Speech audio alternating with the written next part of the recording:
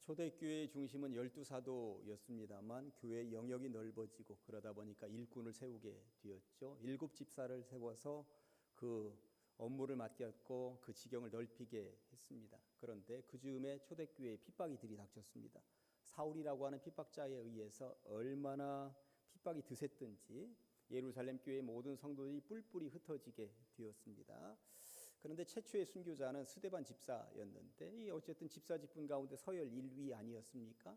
근데 스데반 집사가 죽어나간 이후에 이 성도들이 뿔뿔이 흩어질 때에 서열 2위라고 할 수 있는 빌립 집사에게 사도행전의 저자는 포인트를 맞추고 있으면서 빌립 집사를 계속 쫓아다니면서 빌립 집사가 어떻게 행동하고 있는지를 성경에다 기록을 했습니다. 빌립 집사는 성도들이 뿔뿔이 흩어질 때에 몸을 피신할 수밖에 없었고요. 북쪽을 향하여서 도망길에 오르는데 머물게 된 곳이 사마리아 지역이었습니다. 평소 유대인 지역과 유대인들과 사마리아 사람들은 티격태격 싸우고 으르렁거리면서 지내던 사이였습니다. 그러니 유대인들이 아무리 급해도 어지간하면 사마리아 지역의 땅을 밟지 않는 것이 보통이었는데 이 빌립은 어쩐 일인지 사마리아 지역에 머물러 있으면서 사마리아 지역의 사람들을 복음 안으로 끌어들였습니다. 그런데 생각지도 못했던 복음의 문이 활짝활짝 열렸고 사마리아 사람들이 믿게 되었다고 성경이 말씀하고 있습니다. 어쩐 일일까요? 사실 따지고 보면 예수님 덕분이었습니다. 예수님은 요한복음 4장에서 진작부터 사마리아 지역에 가서 선교하셨죠. 야곱의 우물가에 물길러 나왔던 사마리아 여인을 만나게 되었고 그 여인을 복음화시켰고 그 여인을 통하여서 마을 사람 전체가 다 예수님의 설교를 듣게 되었고 그리고 그 사람들이 예수님께 하루만 더 조금만 더 머물러 있으면서 우리에게 그 달콤한 말씀을 주십시오. 그러면서 예수님께서 사마리아 사람들에게 복음을 증거했었던 그런 계기가 있었습니다. 그러다 보니 예수님이 그렇게 터를 다져 놓으신 곳에 빌립 집사가 가서 설교를 하고 기적을 베풀다 보니까 사람들이 빌립 집사의 설교와 기적을 통해서 복음으로 돌아오게 되었다라고 하는 이야기가 오늘 성경의 배경입니다. 이 배경을 중심으로 해서 세 가지로 말씀을 받도록 하겠습니다. 첫째는 선교는 선한 영향력입니다. 선한 영향력입니다. 오늘 본문은 사마리아 지역에서 복음을 증거하고 있는 빌립에 초점을 맞추고 있으면서 의외의 인물 한 명을 등장시키고 있죠. 9절 보니까 그 성에 시몬이라 하는 사람이 전부터 있어 마술을 행하여 사마리아 백성을 놀라게 하며 자칭 큰 자라 했다고 말하고 있습니다. 몇 가지 정보를 얻을 수가 있습니다. 이름은 시몬, 직업은 마술사.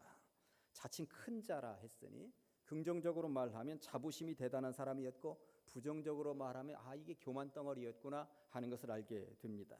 자칭 큰 자라 하는 말이 가만히 보면 또 헛된 말도 아니었겠구나 하는 생각이 드는 것이 10절과 11절에 보니까 낮은 사람부터 높은 사람까지 다 시몬을 따랐다고 그리고 이 사람은 크다 일컫는 하나님의 능력이라 대단해 저거 하나님의 능력이지 사람이 어떻게 저런 일을 하겠어 이런 소문이 났다는 것이죠. 그리고 나서 오랫동안 그 마술의 사람들이 놀라워했다고 그러면서 줄줄줄줄 마술사 시몬을 따랐다고 성경이 말씀하고 있는 것입니다. 그러면서 저 마술사 시몬이 도대체 어느 정도 수준의 마술을 했을까 제가 이런 생각을 한번 해본 거예요. 저 어릴 때도 시골 마을에 약장수들이 가끔 다녀가곤 했습니다. 그런데 그 약장수들이 다녀가면서 그냥 약만 팔지 않잖아요. 뭔가 마술을 하기도 하고 외발 자전거를 타기도 하고 사람들을 일단 현혹시키고 나서 뭔가 약을 팝니다. 1년에 한두 번 정도는 시내에 서커스단이 큰 천막을 치고 나타나기도 했습니다. 그러면 부모님 꼬드겨서 그 비싼 서커스 경비 들여서 안에 가서 보면 저도 얼마나 놀랐는지 모릅니다. 저게 사람이 할 수 있는 영역이 아니라는 생각이 들었습니다. 하늘로 날아다니고 다양한 기술을 선보이고 마술을 하는데 저건 사람으로서 도저히 할 수 있는 일이 아니구나. 그런데 약장수든 서커스단이든 그거 하고 나면 뒤에 반드시 하는 일이 하나 있었습니다. 만병통치약 하나씩 팔고 무슨 죽지 않는다는 건강식품도 팔고 그랬었던 기억이 있습니다. 특히 노인들을 중심으로 해서 너도 나도 그 약을 사기도 하는 것을 제가 어릴 때 본 적이 있습니다.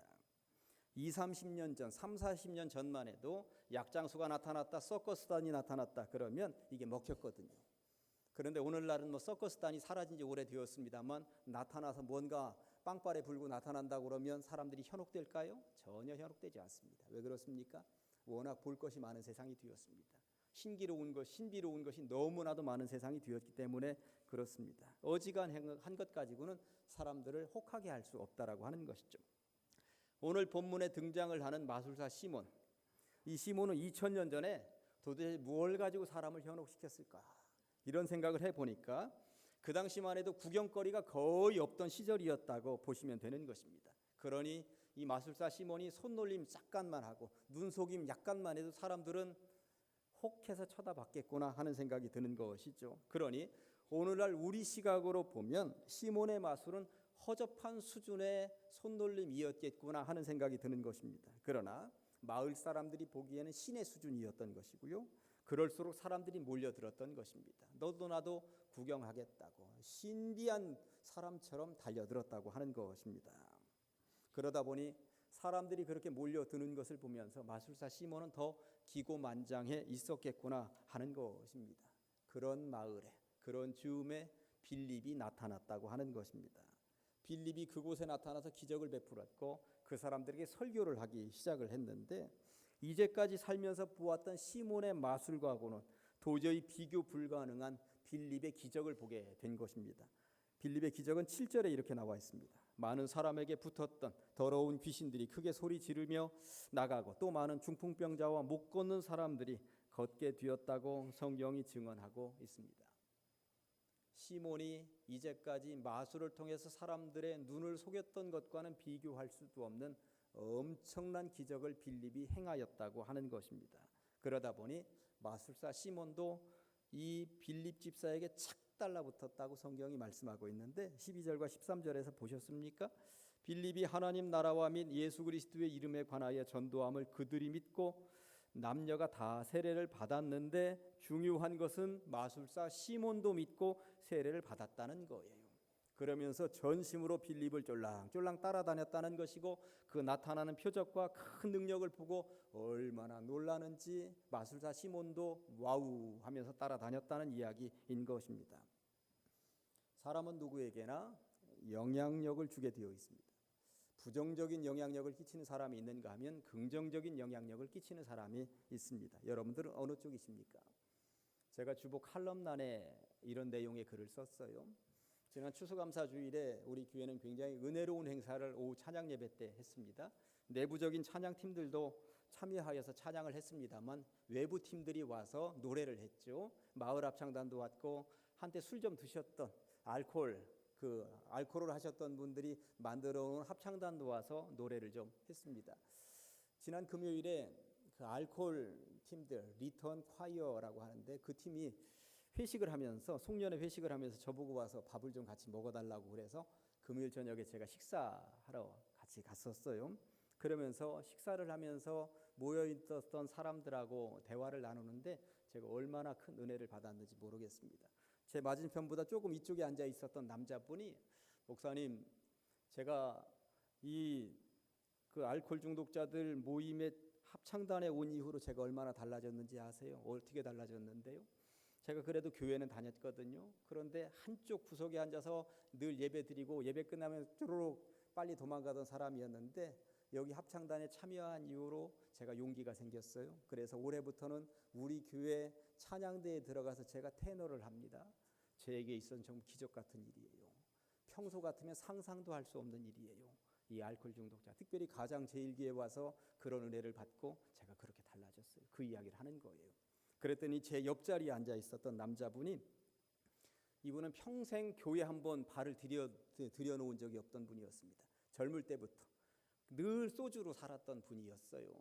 교회하고는 담 쌓고 살던 분인데 그래도 술 어떻게 끊었고 그리고 이 교회 우리 가장 제일교회 한쪽 방에 와서 노래 연습을 한다고 하는데 그렇게 교회에 발을 들여놓고 교회 공식적인 예배에 와서 노래를 한 것 아닙니까? 그러더니 교회에 대한 경각심, 교회에 대한 굳은 마음, 닫혀 있었던 마음이 열렸다고. 목사님, 제가 교회 가고자 하는 마음이 70-80%까지는 올라갔어요. 그런데 마지막 용기가 안 나네요. 그러고 있어요. 그래서 제가 뭐라고 했겠습니까? 손을 지그시 잡고 용기를 한번 내보시라고. 처음이 어려울 뿐이라고. 시작이 반이라는 말도 있지 않느냐고. 한번 시작하면 그 다음부터는 쉬워질 것이라고. 그렇게 이야기를 했더니 해맑게 웃으시는 그 모습을 보면서 얼마나 좋은지. 이게 선한 영향력이구나 하는 생각이 들었습니다. 그 단원들 가운데 단장이 계셔요. 단장이 조금 이렇게 대각선으로 앉아 계셨는데 어떻게 술을 끊으셨어요? 하고 제가 물어보았더니 이분이 하시는 이야기가 무릎이 아프면 정형외과에 가서 의사에게 내 몸을 보이고 위장이 다쳤으면 내과에 가서 의사에게 내 몸을 보이고 그렇게 하는데 나를 만드신 분이 창조주 하나님이신데 내 몸이 술로 망가졌습니다. 그러니 하나님 좀 봐주세요 하고 하나님께 내 몸을 맡겼더니 어느 날 술이 딱 끊어지더라는 거예요. 아멘. 제가 이 이야기를 듣는데 저도 모르게 울컥했습니다. 아니 이렇게 놀라운 신앙 고백을 제가 최근에 들어본 적이 없는 거예요. 몸이 상했으면 의사에게 몸을 맡기듯이 내 몸이 상했어요. 하나님 제 몸을 좀 어떻게 좀 해주세요 하면서 몸을 맡겼더니 술이 일시에 딱 끊어지더라라고 하는 것, 이 고백을 들으면서 얼마나 감사한지 모르겠다 하는 생각이 들었습니다. 그러면서 이야기를 주고받는데 제 맞은편에 앉아 있었던 여자분은 이런 이야기를 또 하시는 거예요.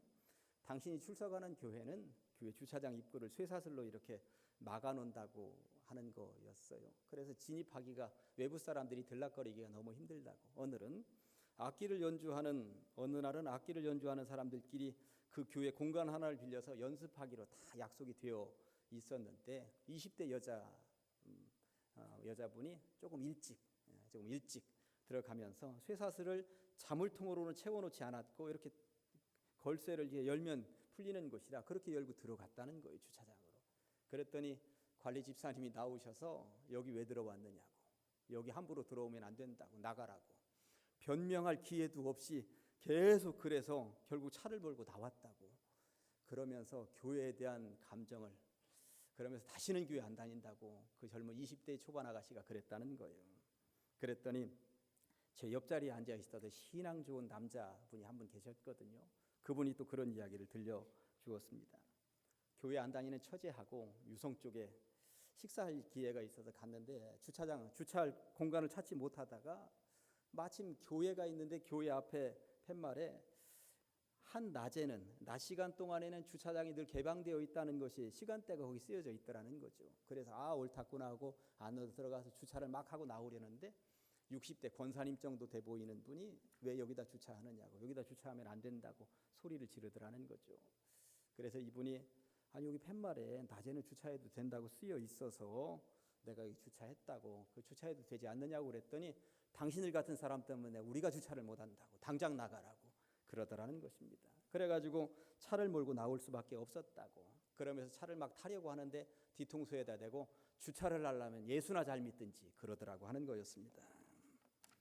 그렇잖아도 처제 전도하려고 그렇게 애를 썼는데 이참에 그것 때문에 다 배려버렸다고 그런 이야기를 혀를 끌끌 차면서 하는 거였습니다.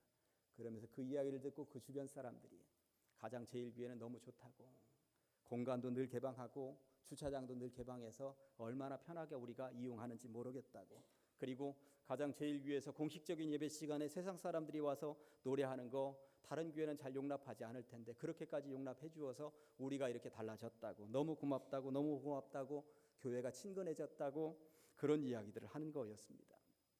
선교는 다른 거 아닙니다. 내 주변 사람들에게 선한 영향력을 끼치는 게 선교 아니겠습니까? 그러면 그들이 판단하게 되어 있습니다. 주차장에서 60대의 권사님 정도 되는 그분은 주차를 하려면 예수나 잘 믿든지, 예수라는 단어도 사용했고 믿음이라는 단어도 사용했습니다. 그러면 예수라는 단어와 믿음이라는 단어를 사람들이 보고 과연 예수를 믿을까요? 그런 거룩한 단어는 2개나 사용했지만 그 말을 듣고 누구도 예수를 믿지 않을 것입니다. 그러나 편하게 주차하세요. 언제든지 주차하세요. 불편하신 것이 있으면 언제든지 말씀하세요. 예수라는 단어도 없고 믿음이라는 단어도 없지만 사람들은 이것을 보고 교회는 사랑이 있구나, 교회는 배려가 있구나, 나도 저 예수 한번 믿어볼까, 그런 생각들을 가지게 될 것이 아니겠는가 하는 것입니다. 선한 영향력이 세상 사람들로 하여금 교회에 대한 인식을 부정에서 긍정으로 바꾸는 것이라고 저는 믿습니다. 세상은 혼자 사는 공간이 아니죠. 누군가와 더불어 함께 살게 되어 있습니다. 가정에서도 나 혼자 살지 않습니다. 부부가 살고 부모님을 모시고 살기도 하고 자녀들하고 함께 살기도 합니다. 낳은 사람이 말 한마디가 가족들에게 어떤 영향을 끼치는가, 이것은 정말로 중요한 것이죠. 직장에서도 그렇습니다. 나는 누군가에게 영향을 끼치게 되어 있습니다. 크리스찬으로서 직장에서 나는 부정적인 영향을 끼치는 사람인가, 긍정적인 영향을 끼치는 사람인가, 이것을 통하여서 나는 선교를 하고 있는가, 선교를 맡고 있는가, 이것이 판가름이 난다고 하는 것입니다. 어느 쪽이십니까? 시몬은 부정적인 영향을 끼치는 사람이었습니다.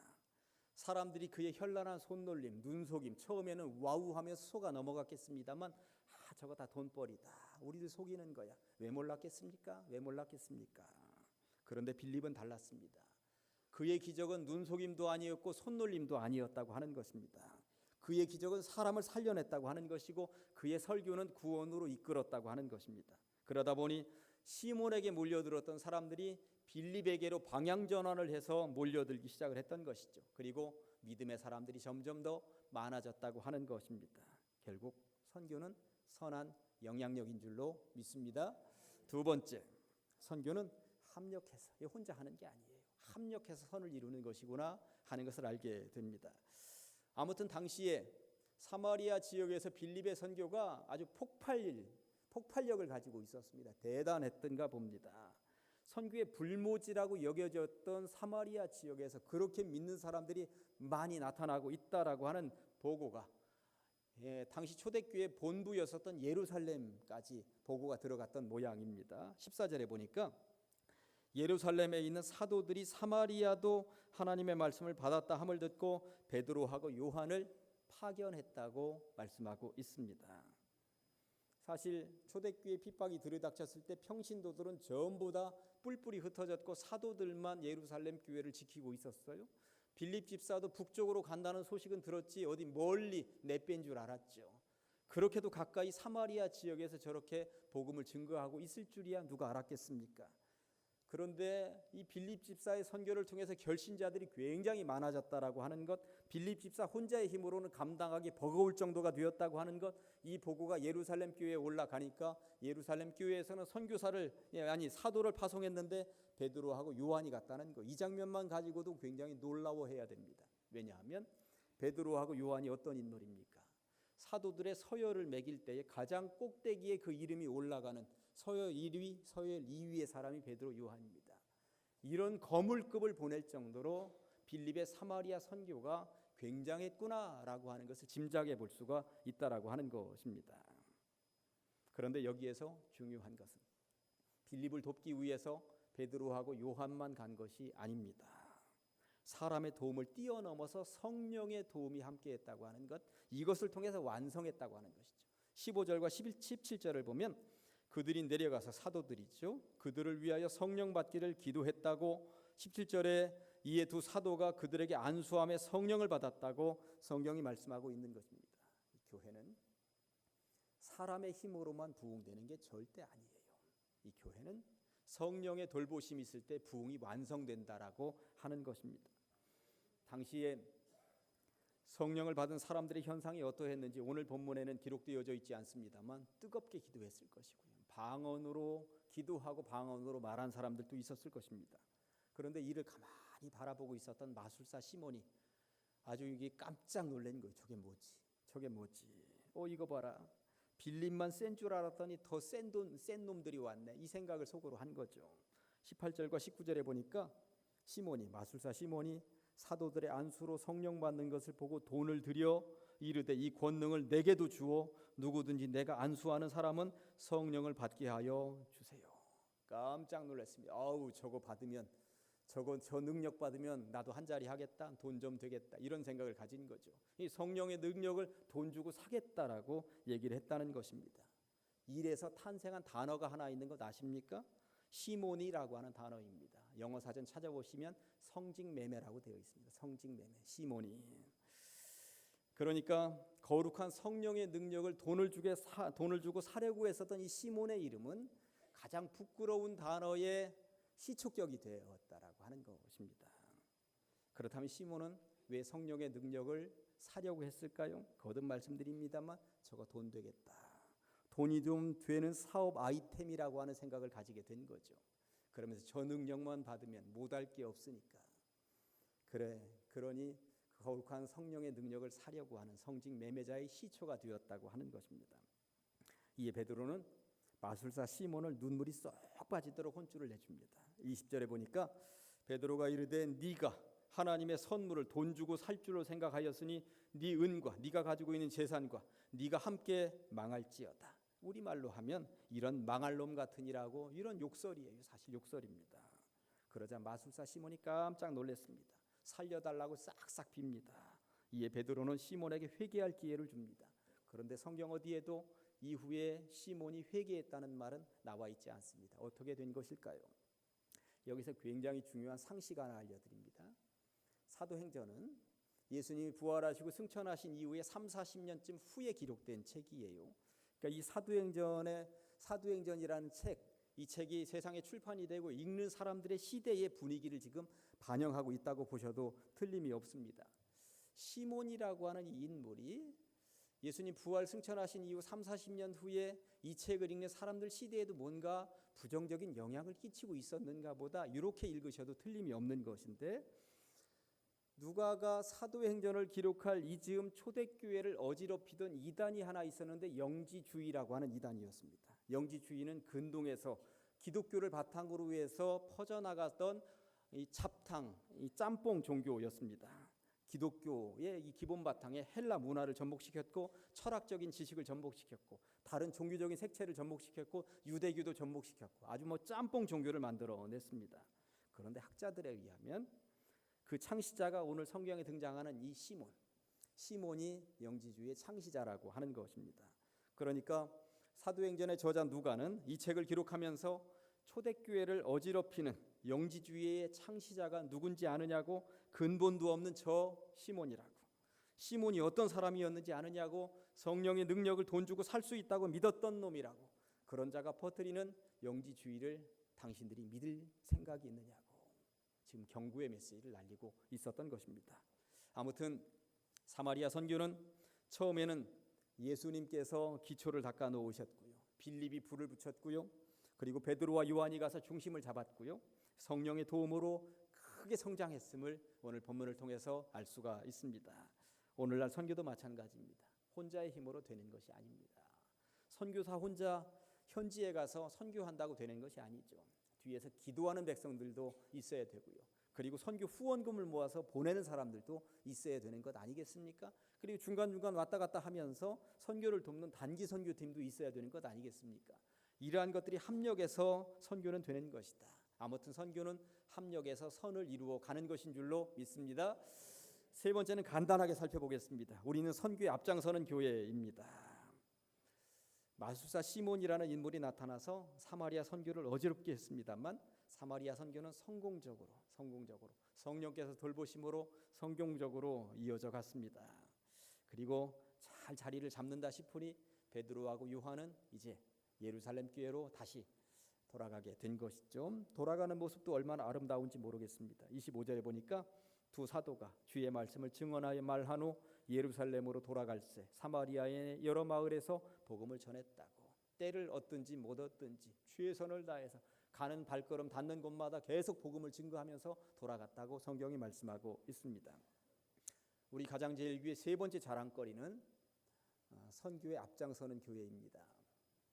벌써 내년 1월이 되면 이제 라오스 선교팀이 5번째로 라오스 땅을 밟게 됩니다. 그동안 화장실이 없는 마을에 공동 화장실을 우리가 지어주기도 했고요, 집이 다 쓰러져가는 곳에 우리가 집을 지어주기도 했습니다. 초등학교에 캠프를 진행하기도 했고, 초등학생들 이 책걸상이 이게 봐줄 수가 없어서 책상도 걸상도 우리가 수리해주기도 했습니다.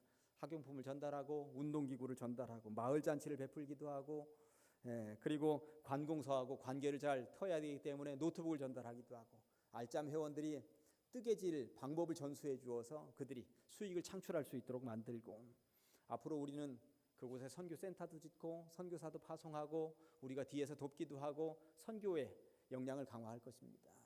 하나님께서 우리에게 주신 땅이 거기라고 생각을 합니다. 그곳에 매진할 것입니다. 그곳에 매진하기 위하여서 이게 혼자의 힘으로 되는 것이 아니구나, 선한 영향력을 끼치면서 그리고 합력해서 선을 이루면서 선교하고자 하는 것이죠. 우리 교회가 또 잘하는 선교 하나는 농촌 선교입니다. 의약품을 매달마다 농촌에 보내고 있습니다. 시골교회 목사님들이 의약품을 가지고 집집마다 찾아다니고 일하는 곳마다 찾아다니고 한겨울에는 경로당마다 찾아다니면서 직접 파스를 붙여드리고 하면서 접촉점을 찾아서 선교하고 있으십니다. 얼마나 농촌교회 목사님들이 애쓰고 수고하시는지. 그래서 우리 교회는 그 농촌교회 목사님들이 찬양 예배 시간에 오셔서 설교할 수 있도록, 그리고 농촌교회에서 얼마나 애쓰고 수고하는지 듣고 함께 기도할 수 있도록 그렇게 만들었던 것 아니겠습니까?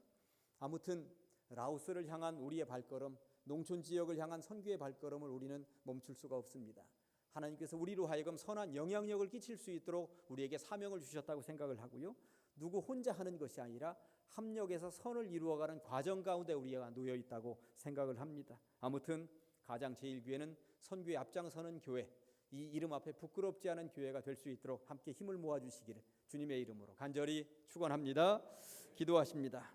하나님 아버지, 주님의 은혜를 감사합니다. 거룩한 주일 주님 전으로 달려나와 말씀을 사모함으로 기대하게 하시니 감사합니다. 선교에 대해서 살펴보았습니다. 선한 영향력을 끼치는 것이 바로 선교임을 깨닫게 하여 주시옵소서. 혼자의 힘으로 되는 것이 아니라 합력하여 선을 이루어가는 것이 선교임을 알게 하여 주시옵소서. 또한 선교에 앞장서는 교회라는 그 타이틀 앞에 부끄럽지 않게 하여 주시옵소서. 예수님의 이름으로 기도합니다. 아멘.